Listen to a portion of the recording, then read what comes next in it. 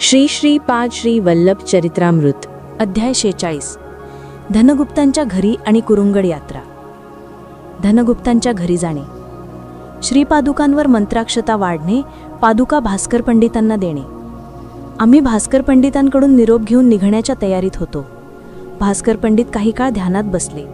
श्रीपाद प्रभूंनी त्यांच्या पादुका भास्कर पंडितांना दिल्या होत्या आणि त्यांनी त्या देवघरात ठेवल्या होत्या। त्या पादुकांवर मंत्राक्षता वाढू लागल्या। हे काय आश्चर्य आहे म्हणून आम्ही चकित झालो। भास्कर पंडित म्हणाले, अहो, श्रीपाद प्रभूंची लीला अगाध आहे। श्री पद्मावती देवींचं जन्म नक्षत्र मृगशीर्ष आणि श्री व्यंकटेश्वरांचं जन्म नक्षत्र श्रवण आहे। उत्तरा फाल्गुनी नक्षत्र देवीसाठी मित्रतारा आहे आणि श्री व्यंकटेश्वर स्वामींसाठी परममित्रतारा आहे। त्यामुळे त्यांचे दिव्य कल्याण उत्तरा फाल्गुनी नक्षत्रावर होते। मुलांनो, आज सुद्धा उत्तरा फाल्गुनी नक्षत्र आहे। त्या दिव्य नक्षत्राच्या दिवशी श्रीपाद श्री वल्लभांच्या पादुकांवर मंत्राक्षता असणे हे ते स्वतः साक्षात पद्मावती व्यंकटेश्वर स्वामींचं स्वरूप आहेत हे सांगण्यासाठी त्यांनी असे केले आहे। म्हणून काही मंत्राक्षता तुम्ही तुमच्याजवळ ठेवा, तुमचे कल्याण होवो, श्रीचरणांची विशेष कृपा तुमच्यावर सदैव राहो, असे म्हणून त्यांनी आशीर्वाद दिले। शंकर भट्ट आणि धर्मगुप्त यांनी देशपर्यटनात दर्शन घेतलेली विविध क्षेत्रे, केवढे हे महत्भाग्य! आमच्या प्रत्येक हालचालीकडे, प्रत्येक विचाराकडे, प्रत्येक क्रियेकडे ते लक्ष ठेवून आहेत असे वाटत होते। आम्ही काही अंतर बैलगाडीतून प्रवास केला। ती बैलगाडी एका वऱ्हाडाची होती। त्यानंतर आम्ही एका वैश्यप्रमुखांच्या घोड्याच्या गाडीतून प्रवास केला। ते कोंडविडूला जात होते। धनगुप्त नावाचे ते वैश्यप्रमुख सांगू लागले, मुलांनो, आज आमच्यासाठी खूप शुभ दिवस आहे। तुम्ही बैलगाडीतून प्रवास करणाऱ्या वऱ्हाडाला श्रीपाद प्रभूंच्या मंत्राक्षता दिल्या, त्यानंतर आम्हाला दिलात। मी एकदा व्यापाराच्या निमित्ताने पिठापूरला गेलो होतो। तेव्हा व्यंकटप्पया श्रेष्ठींच्या घरी श्रीपाद प्रभूंचं दर्शन झाले। तेव्हा श्रीपाद प्रभूंनी प्रेमाने सांगितले होते, तुझ्या मुलाच्या लग्नाच्या वेळी मी माझे आशीर्वाद म्हणून मंत्राक्षता पाठवीन। ज्याच्याकडून तुला त्या मंत्राक्षता मिळतील त्या गरीब ब्राह्मणाला 11 वराह दक्षिणा म्हणून दे। त्याच्यासोबत एक वैश्यप्रमुख सुद्धा येईल। त्याच्या मुलाला तुझी मुलगी देऊन विवाह करण्याचे वचन दे आणि 100 वाराह देऊन कोंडविडूमध्ये साखरपुडा करून घे, असे त्यांनी मला सांगितले होते। धनगुप्तांकडे किंवा माझ्याकडे काहीही रक्कम नव्हती। आम्ही कोंडविडूला पोहोचलो। कोंडविडूमध्ये धनगुप्तांच्या मुलाचा विवाह थाटामाठात पार पडला।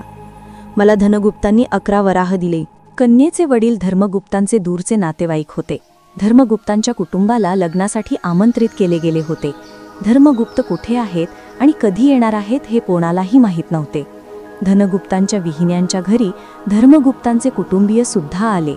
धर्मगुप्तांचा मुलगाही त्या विवाहाला आला होता।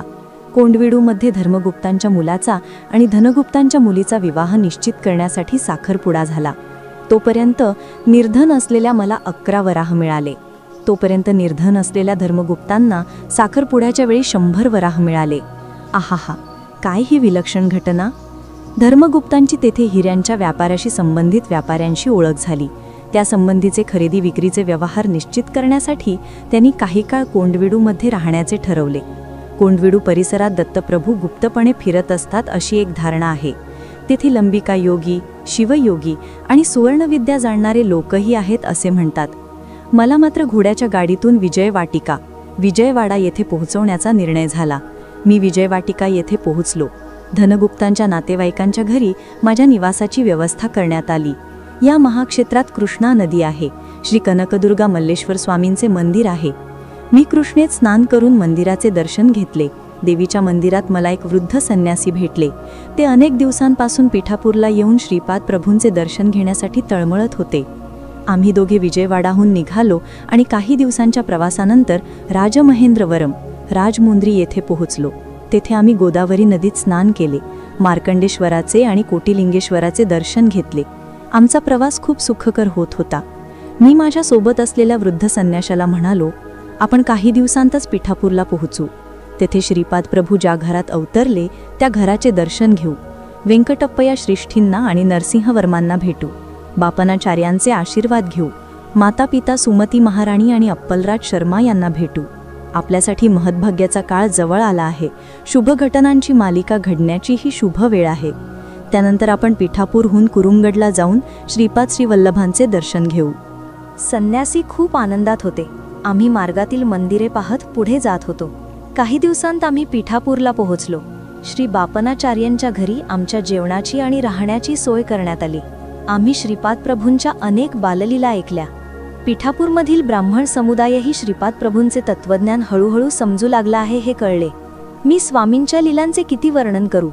सर्व लीलांचे वर्णन करण्यासाठी 1000 जिभा असलेल्या आदिशेषालाही शक्य नाही.